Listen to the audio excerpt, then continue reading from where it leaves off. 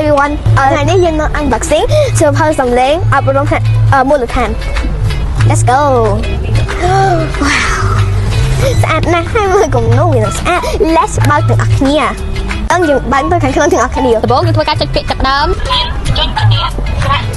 ក្នុងសៀវភៅនេះគេមានសំឡេងនិងបដោភាសាបាន3ភាសាខ្មែរភាសាអង់គ្លេសនិងក្នុងសៀវភៅយើងចុចចាប់ដើម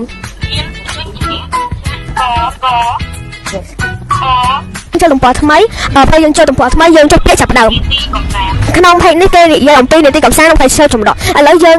ស្ដាប់នីតិកម្សាន្តឥឡូវយើងធ្វើភាសាចិនចម្រៀងភាសាចិនឥឡូវយើងចូលទំព័របើកមើលរថយន្តជាដើមមនុស្សABC ជាអំពើមីងណាដែលមានកូនតូចៗអាចទិញសៀវភៅនេះឲ្យគាត់រៀនដោយសារវាដល់ចំណេះដឹងឲ្យគាត់ច្រើនពិសេសសៀវភៅនេះមានដល់3ភាសាអរគុណដើម្បីមើលនិងទស្សនាវីដេអូនេះដល់ចប់បាយ